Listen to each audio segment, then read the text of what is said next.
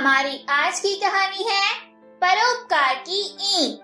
कहानी को आगे बढ़ाने से पहले फ्रेंड्स, जिसने अब तक हमारे चैनल को सब्सक्राइब नहीं किया है वो जल्दी से हमारे चैनल को सब्सक्राइब करें, बेल आइकन जरूर प्रेस करें और अगर आपको हमारा ये वीडियो पसंद आए तो इसे ज्यादा से ज्यादा लाइक और शेयर जरूर से जरूर करें।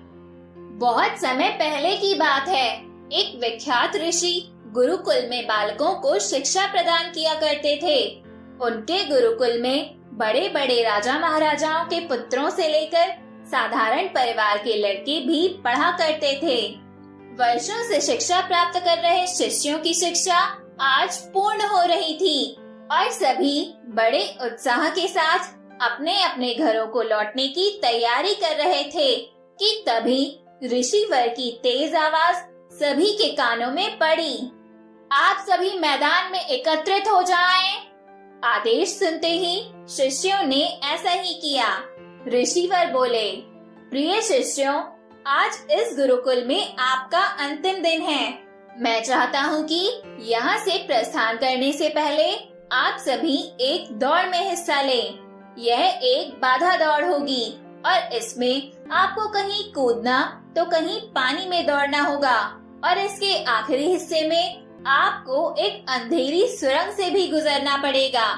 तो क्या आप सब तैयार हैं? हाँ, हम तैयार हैं। सभी शिष्य एक स्वर में बोले। दौड़ शुरू हुई। सभी तेजी से भागने लगे। वे तमाम बाधाओं को पार करते हुए अंत में सुरंग के पास पहुँचे। वहाँ बहुत अंधेरा था और उसमें जगह जगह नुकीले पत्थर भी पड़े थे जिनके चुभने पर असहनीय पीड़ा का अनुभव होता था। सभी असमंजस में पड़ गए। जहाँ अभी तक दौड़ में सभी एक समान बर्ताव कर रहे थे, वहीं अब सभी अलग अलग व्यवहार करने लगे।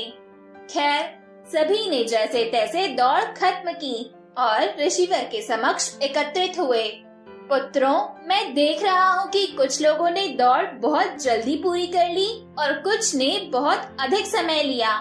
भला ऐसा क्यों? ऋषिवर ने प्रश्न किया। यह सुनकर एक शिष्य बोला, गुरुजी, हम सभी लगभग साथ साथ ही दौड़ रहे थे, पर सुरंग में पहुँचते ही स्थिति बदल गई।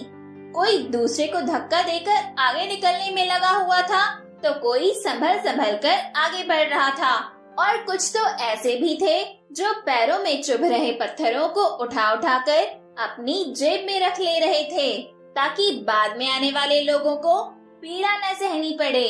इसलिए सबने अलग अलग समय में दौड़ पूरी की। ठीक है, जिन लोगों ने पत्थर उठाए हैं वे आगे आए और मुझे वो पत्थर दिखाएं। ऋषिवर ने आदेश दिया। आदेश सुनते ही कुछ शिष्य सामने आए और पत्थर निकालने लगे। पर ये क्या? जिन्हें वे पत्थर समझ रहे थे, दरअसल वे बहुमूल्य हीरे थे। सभी आश्चर्य में पड़ गए और ऋषिवर की तरफ देखने लगे। मैं जानता हूँ आप लोग इन हीरों को देखकर आश्चर्य में पड़ गए हैं। ऋषिवर बोले, दरअसल इन्हें मैंने ही उस सुरंग में डाला था और यह दूसरों के विषय में सोचने वाले शिष्यों को मेरा इनाम है। पुत्रों, यह दौड़ जीवन की भागम भाग को दर्शाती है, जहाँ हर कोई कुछ न कुछ पाने के लिए भाग रहा है, पर अंत में वही सबसे समृद्ध होता है जो इस भागम भाग में भी दूसरों के बारे में सोचने और उनका भला करने से नहीं चूकता है। अतः यहाँ से जाते जाते इस बात को गांठ बांध लीजिए कि आप अपने जीवन में सफलता की जो इमारत खड़ी करें, उसमें परोपकार की ईंटें लगाना कभी न भूलें।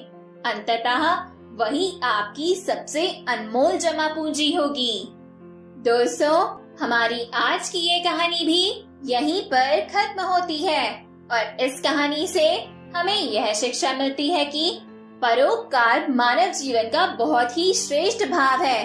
परोपकार अर्थात दूसरों पर उपकार करना, यानी दूसरों की भलाई करना, उनकी मदद करना। एक मनुष्य होने के नाते दूसरे मनुष्य की सहायता करना हमारा नैतिक कर्तव्य है। और अब बारी है आपकी लाइफ के लिए एक छोटी सी सलाह की। Anything is possible if you have the right people to support you. Friends, life की इस इम्पोर्टेंट एडवाइस को हमेशा ध्यान में रखिएगा और मेरे साथ मिलकर एंजॉय करते रहिएगा मेरी इंटरेस्टिंग ऑडियो टेल्स। हम सब फिर मिलेंगे नेक्स्ट वीडियो में एक नई कहानी के साथ। Till then, keep listening and don't forget to like, comment, share and subscribe. Thank you.